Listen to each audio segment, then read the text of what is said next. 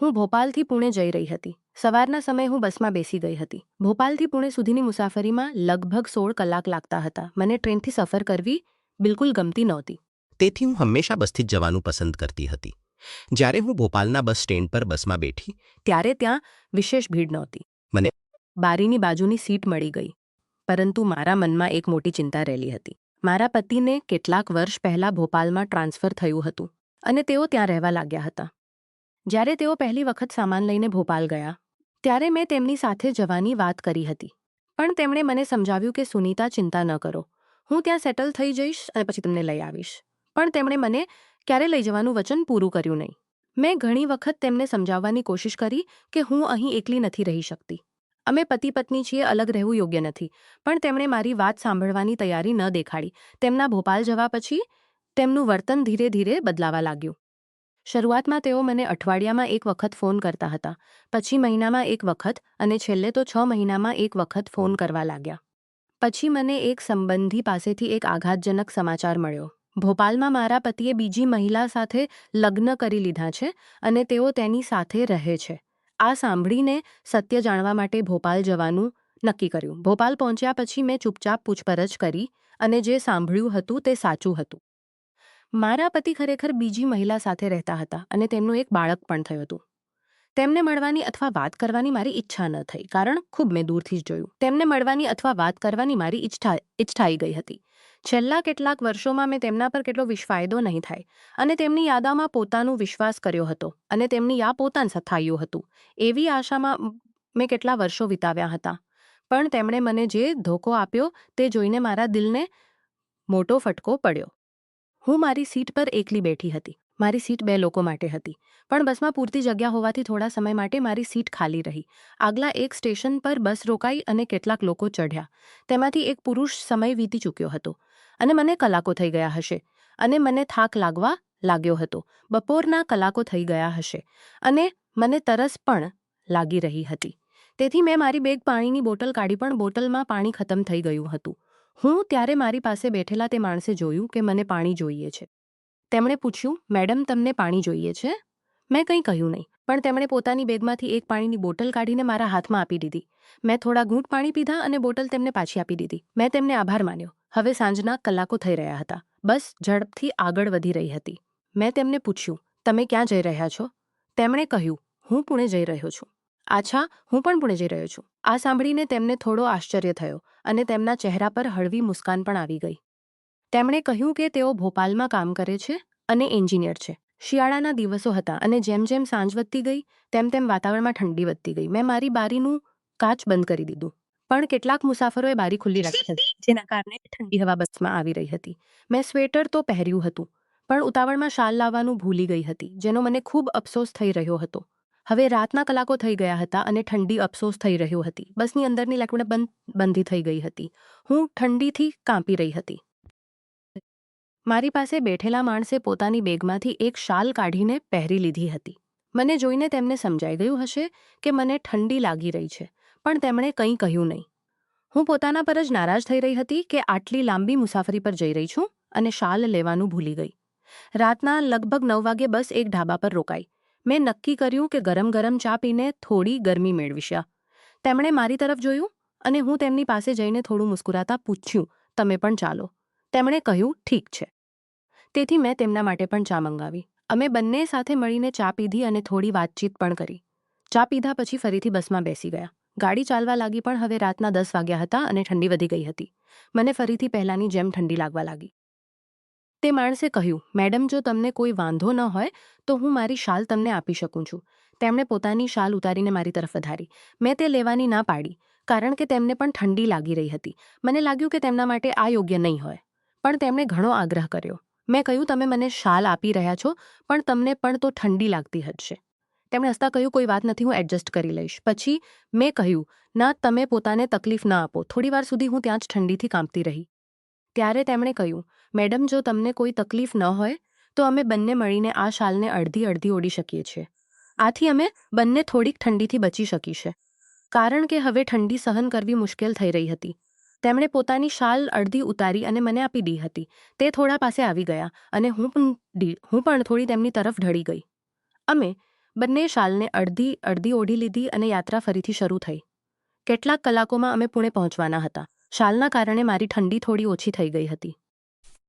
પણ અમે એટલા પાસે હતા કે તેમનાની ગરમાહટથી મને ખૂબ રાહત મળી રહી હતી. થોડી વાર બેસી રહ્યા પછી તેમને થોડું અસ્વસ્થ લાગ્યું અને તેમણે કહ્યું, મેડમ, મારો હાથ થોડો જામ થઈ ગયો છે. શું હું તમારા ખભા પર હાથ મૂકી શકું? જો તમને કોઈ તકલીફ ન હોય તો. મેં કહ્યું, ઠીક છે, કોઈ વાત નથી. તેમણે પોતાનો ડાબો હાથ મારા ખભા પર મૂક્યો, જેનાથી અમે વધુ નજીક આવી ગયા. મેં તેમને આભાર કે તમે મને શાલ આપી નહીં તો આ ઠંડીમાં માન્યો અને કહ્યું, સારું થયુંમાં મને ખૂબ તકલીફ પડતી. તેમણે મુસ્કુરાતા કહ્યું, એવું કંઈ નથી. એકબીજાની મદદ કરવી એ અમારું કર્તવ્ય છે અને મને મદદ કરવી હંમેશા ગમે છે. મને તેમનું સ્વભાવ ખૂબ ગમી ગયું. તેથી મેં તેમને પૂછ્યું, તમારું નામ શું છે? તેમણે જવાબ આપ્યો, મારું નામ કુણાલ છે. તેમણે હસતા કહ્યું, આછા, શું સરસ નામ છે. મને થોડું લાજ આવી ગઈ અને મેં કહ્યું, થેન્ક યુ. તેમણે લાજ આવી ગઈ?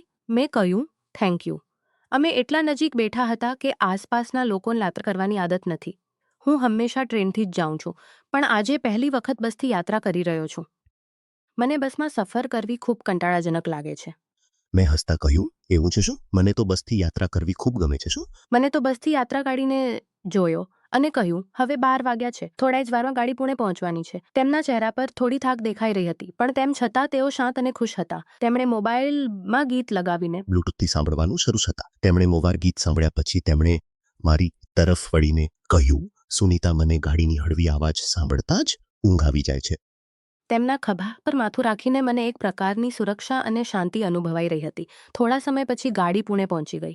તેમણે મને હળવેથી આવાજ આપીને જગાડ્યો, પણ મારી ઊંઘ એટલી ઊંડી હતી કે હું જાગી ન શકી. પછી તેમણે ધીરે ધીરે મારી પીઠ પર થપ્પો મારીને મને ઉઠાડ્યો. હું ઝડપથી ઊભી થઈ ગઈ. તેમના ચહેરા પર એક મીઠી મુસ્કાન હતી. તેમણે કહ્યું, સોરી, પણ પુણે આવી ગયું છે. તમે ઊંઘમાં હતા તેથી જગાડ્યા નહીં તો તમારું સ્ટોપ છૂટી જાત. મેં તેમને જોતા હસતા કહ્યું, થેન્ક યુ, સારું થયું. તમે મને જગાડ્યા નહીં તો ખરેખર મને તકલીફ થઈ જાત. તેમણે મને પૂછ્યું, તમને ક્યાં ઉતરવું છે? મેં કહ્યું, મને તે સ્ટોપ પર ઉતરવું છે. આ સાંભળીને તેમને થોડો આશ્ચર્ય થયો અને તેમણે કહ્યું, સાચું? મેં હસતા જવાબ આપ્યો, હા, હવે મને પણ થોડું ત્યાં જ ઉતરવું છે. હવે મને પણ થોડું અજીબું લાગી રહ્યું હતું કે અમારી મુસાફરી કેટલી સમાન હતી. લગભગ રાતના 12 વાગે બસ સ્ટોપ પર રોકાઈ. અમે બંને નીચે ઉતરી ગયા. ચારે તરફ ઘેરું સન્નાટો હતો અને સડક પર થોડી જ ગાડીઓ દેખાઈ રહી હતી. મેં નક્કી કર્યું કે અહીંથી હું રિક્ષા લઈને ઘરે જઈશ, પણ તે સમયે રિક્ષા મળવી ખૂબ મુશ્કેલ હતી. કુણાલ હજુ પણ મારી પાસે ઊભા હતા. મેં પૂછ્યું, તમને ક્યાં જવું છે? તમારી કઈ કોલોની છે? તેમણે જવાબ આપ્યો, ના, મારું ઘર અહીં પાસે જ છે. હું રિક્ષા મળે ત્યાં સુધી તમારી સાથે રોકાઈ જઈશ. તેમની આ વાતથી મને તેમનો ખૂબ ખૂબ સન્માન વધી ગયો. મેં તેમને મુસ્કુરાતા કહ્યું, થેન્ક યુ. હવે લગભગ રાતના 1 વાગ્યા હતા અને ન તો રિક્ષા મળી રહી હતી અને ન તો કોઈ વાહન. પછી તેમણે કહ્યું, સુનીતા, જો તમને કોઈ તકલીફ ન હોય તો શું તમે મારા ઘરે ચાલશો? મારું ઘર અહીં પાસે જ છે અને ખૂબ રાત થઈ ગઈ છે. અહીં વધુ વાર રોકાવું મને સુરક્ષિત લાગતું નથી. મેં થોડી વાર વિચાર્યું. તેઓ સભ્ય લાગતા હતા અને તેમનું વર્તન પણ ખૂબ સારું હતું. મેં તેમના પર વિશ્વાસ કરીને કહ્યું, ઠીક છે, ચાલો. અમે બંને પોતપોતાની બેગ્સ લઈને વાત ન કરી, પણ તેમની સાથે ચાલતા મને એક પ્રકારનું સુકૂન મળી રહ્યું હતું. થોડીવાર ચાલ્યા પછી અમે એક સાદા ઘરની સામે પહોંચી ગયા. તેમણે પોતાની જેબમાંથી ચાવી કાઢીને દરવાજો ખોલ્યો. અમે અંદર ગયા. તેમનું ઘર મોટું નહોતું, પણ 2 રૂમનું નાનું પણ સાફ સુથરું ઘર હતું. તેમણે કહ્યું, સુનીતાજી, મારા ઘરમાં તમારું સ્વાગત છે. તેમણે કહ્યું, સુનીતાજી, મારા ઘરમાં કયું સમય રહે છે? મેં થોડી શરમાળ અવાજમાં કહ્યું, ધન્યવાદ. જણાવ્યું કે તેઓ અહીં ખૂબ ઓછો સમય રહે છે. તેમનું કામ ભોપાલમાં વધુ હોય છે, તેથી કેટલાક તમારું ઘર ખૂબ સારું છે, કુણાલજી. તેમણે કહ્યું, ધન્યવાદ સુનીતાજી. તમે બેડ પર સૂઈ જાઓ, હું સોફા પર સૂઈશ. મેં તરત જ કહ્યું, ના ના, તમે બેડ પર સૂઓ, હું સોફા પર સૂઈ જઈશ. તેમણે દ્રઢતાથી કહ્યું, એવું નહીં થાય. તમે મારા ઘરની મહેમાન છો. મેં હાર માનીને બેડ પર સૂવા નહીં તો મને સારું નહીં લાગે. કુણાલે મને પોતાની વાત માનવા પર મજબૂર કરી દીધું અને અમે બંને પોતપોતાની ઝડપથી જ જગ્યાએ સૂઈ ગયા. તે રાતની થાકના કારણે મને ઝડપથી જ ઊંઘ આવી ગઈ. તે રાતની વાતો અને તેમના સભ્ય સ્વભાવે મારામાં અલગ સકારાત્મક અસર કરી હતી. જ્યારે મારી આંખ ખુલી ત્યારે મેં ચારે તરફ જોયું. સામેની દિવાલ પર એક ઘડિયાળ લટકતી હતી અને સવારના 7 વાગ્યા હતા. મેં જોયું કે કુણાલજી ઉઠી ચૂક્યા હતા અને ઘરમાં થોડી સફાઈ કરી રહ્યા હતા. ઘરમાં થોડી બહુ ગંદકી હતી અને તેમણે તેને સાફ કરી રહ્યા હતા. તેમણે મારી તરફ જોતા ગુડ મોર્નિંગ કહ્યું અને બાથરૂમ તરફ ઇશારો કર્યો. ત્યાં કોલગેટ મૂકેલું હતું, તેથી મેં તે લઈને બ્રશ કર્યું. જ્યારે હું તાજી થઈને બહાર આવી ત્યારે મેં અજાણતા કુણાલજી તરફ જોયું અને કેટલાક ક્ષણો માટે તે નજારામાં ખોવાઈ ગઈ. તેમણે શર્ટ ઉતારી રાખ્યું હતું અને તેઓ ફક્ત બનિયાનમાં હતા. તેમનું શરીર ખૂબ આકર્ષક હતું. કદાચ તેઓ જીમ કરતા હતા. તેમની મોહક કાયા જોઈને કેટલાક ક્ષણો માટે હું તેમની તરફ જોતી રહી. તેમણે મારી નજર પકડી લીધી અને મુસ્કુરાતા પૂછ્યું, સુનીતા, તમે ચા પીશો કે કોફી? મેં કહ્યું, હું ચા લઈશ. તેમણે તરત જ એક મસ્ત ચા બનાવી અને સાચે જ તે ચા ખૂબ સારી બની હતી. મેં કહ્યું, ચા ખૂબ સારી છે. પછી મેં કહ્યું, હવે મને જવું પડશે. કાલ રાતે તમે મને તમારા ઘરે રહેવાની જગ્યા આપવા બદલ ખૂબ ધન્યવાદ. કુણાલજી હસતા બોલ્યા, એવું કંઈ નથી. મને ખુશી થઈ કે તમે અહીં રોકાયા. જ્યારે હું જવાની તૈયારી કરી રહી હતી ત્યારે મેં કહ્યું, જો કિસ્મતમાં હોય તો અમે ફરી જરૂર મળીશું. તેમણે હસીને કહ્યું, હા બિલકુલ. તેમણે હસીને કહ્યું, મળી શકે. તેમણે કહ્યું, બિલકુલ લો. તેમણે પોતાનો નંબર આપ્યો અને મેં જ તેમના ફોન પર એક મિસ્ડ કોલ છોડી દીધો. ઘરની બહાર નીકળીને જ્યારે હું પોતાના ઘરે પહોંચી ત્યારે મારા મનમાં વારંવાર કુણાલની યાદો આવી રહી હતી. તેમના વર્તનમાં જે સન્માન હતું, તેમની સાદી વાતચીતની જે મદદ તેમણે કરી હતી, તેનાથી મારા મન પર ઊંડો પ્રભાવ પડ્યો હતો. મેં ક્યારેય પોતાના પતિને છોડીને કોઈ બીજા પુરુષ માટે આવી લાગણીઓ અનુભવી નહોતી. પણ કુણાલજીના સ્વભાવમાં મને એક અલગ જ આકર્ષણ અનુભવાઈ રહ્યું હતું. મેં 2 દિવસ પછી કુણાલને ફોન કર્યો. તેમણે કહ્યું, ક્યાં છો? હું આજે ઘરે જ છું. આરામ કરી રહ્યો છું. શું તે તમારી યાદ આવી તો ફોન કર્યો? તેમણે હસીને કહ્યું, ઠીક છે, પછી મળીશું. અમે અહીંના સમયે થોડા વહેલા ગાર્ડનમાં મળવાનું નક્કી કર્યું. હું ત્યાં સમયસર થોડી વહેલા ગાર્ડન પહોંચી ગઈ. થોડી વાર પછી કુણાલજી આવ્યા. તેમણે જોઈને મારું દિલ થોડું ધડકવા લાગ્યું, કારણ કે તેમણે જીન્સ અને ટી શર્ટ પહેર્યું હતું અને તેઓ ખૂબ હેન્ડસમ લાગી રહ્યા હતા. તેમણે મુસ્કુરાતા પૂછ્યું, કેમ છો? આ એક નવી સ્ટાઇલ છે. મેં હસીને કહ્યું, તમે ખૂબ જ હેન્ડસમ લાગી રહ્યા છો. પછી અમે ગાર્ડનમાં થોડો સમય વાતો કરતા રહ્યા. તેમણે પૂછ્યું, સુનીતાજી, શું તમે એકલા જ રહો છો? મેં કહ્યું, હા, હું એકલી રહું છું. મારા પતિ ભોપાલમાં રહે છે, પણ તેમણે મને ખૂબ ધોકો આપ્યો છે. તેમણે મારી વાર્તા ચૂપચાપ સાંભળી અને તેમના ચહેરા પર દુઃખ અને સંવેદના સ્પષ્ટ ઝળકી રહી હતી. વાત કરતા જ્યારે સાંજના 6 વાગ્યા ત્યારે મેં કુણાલજીને કહ્યું, આજે તમે ખાણું ક્યાં ખાવાના છો?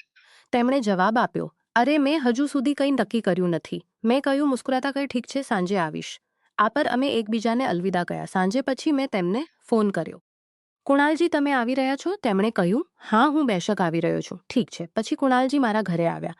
મેં તેમનું સ્વાગત કર્યું અને જણાવ્યું કે મેં પહેલેથી ખાણું બનાવી લીધું છે. પછી અમે બંને એકસાથે ખાણું ખાવા બેઠા. તે દિવસે મેં એક ગુલાબી રંગની સાડી પહેરી હતી, જે થોડી પારદર્શક હતી અને તેની સાથે સ્લીવલેસ બ્લાઉઝ પહેર્યું હતું.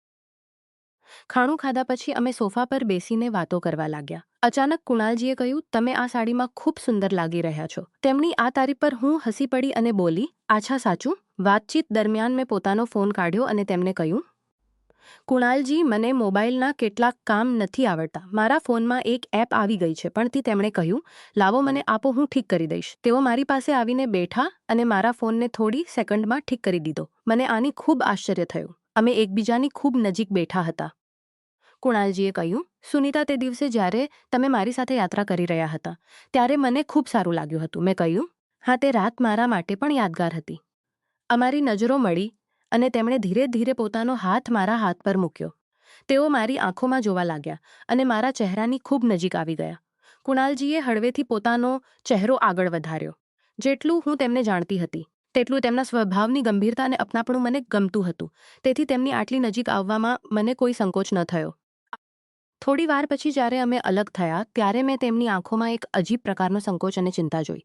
તેમણે કહ્યું, માફ કરજો સુનીતા, હું લાગણીઓમાં વહી ગયો હતો, તેથી આવું થયું.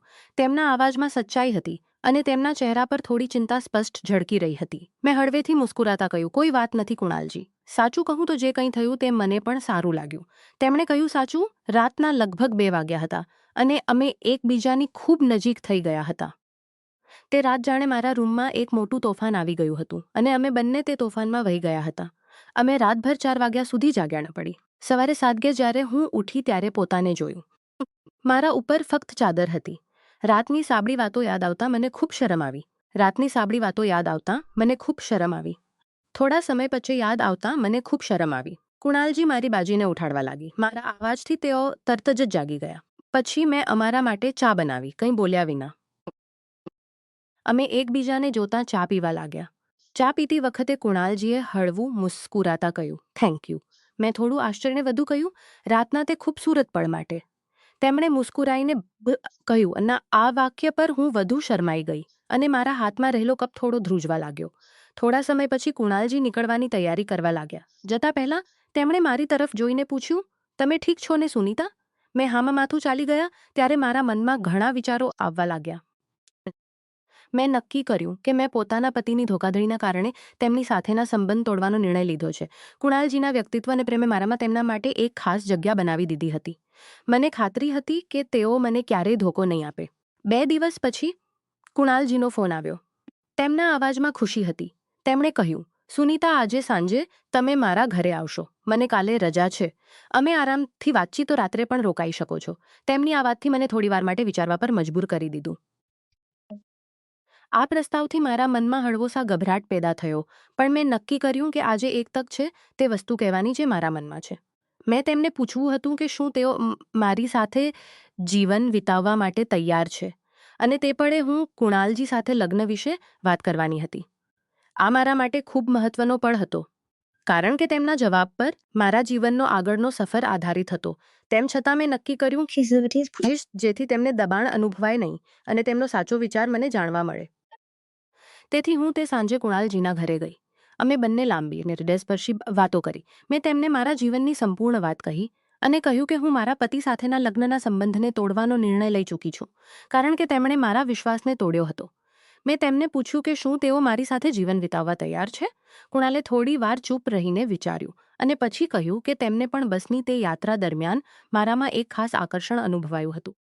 તેઓ મારી સાથે રહેવા માંગે છે, પણ મારા છૂટાછેડાની કાનૂની પ્રક્રિયા પૂર્ણ થાય ત્યાં સુધી થોડો સમય આપવો જોઈએ, જેથી અમે એકબીજાને વધુ સારી રીતે સમજી શકીએ અને મારા દિલના ઘાવને સારા થવા દઈએ. મને તેમની આ વાતથી ખૂબ રાહત અને સુકૂન મળ્યો. મેં તરતની આ વાતથી ખૂબ રાહી શરૂ કરી દીધી. મારા પતિએ તેનો વિરોધ ન કર્યો, કારણ કે તેમનું નવું પરિવાર અને બાળક હતું. કેટલાક મહિનાઓ પછી છૂટાછેડા થઈ ગયા અને હું કાનૂની રીતે મુક્ત થઈ ગઈ. આ સમય દરમિયાન કુણાલ હંમેશા મારી બાજુમાં રહ્યા અને મને ભાવનાત્મક સમર્થન આપ્યું. અમે ધીરે ધીરે એકબીજાને વધુ જાણતા ગયા. તેમની સાથેના સંબંધમાં મને સન્માન, સમજણ અને સાચી કાળજી મળી, જે મારા અગાઉના જીવનમાં ક્યારેય નહોતી મળી. આજે જ્યારે હું પાછળ વળીને જોઉં છું, ત્યારે સમજાય છે કે જીવનમાં વિશ્વાસ તૂટી જાય ત્યારે દુઃખ થાય છે, પણ તે દુઃખમાંથી બહાર આવવા માટે સાચા લોકોની ભલાઈ અને આધાર મળી શકે છે. મુખ્ય વાત એ છે કે કોઈને ધોકો આપવો એ ખોટું છે, અને જ્યારે કોઈ તમારી મદદ કરે અને તમારું સન્માન કરે ત્યારે તેને મૂલ્ય આપવું જોઈએ. હું હવે નવી શરૂઆત સાથે આગળ વધી રહી છું અને મારા હૃદયને સાંભળીને નિર્ણયો લઈ રહી છું.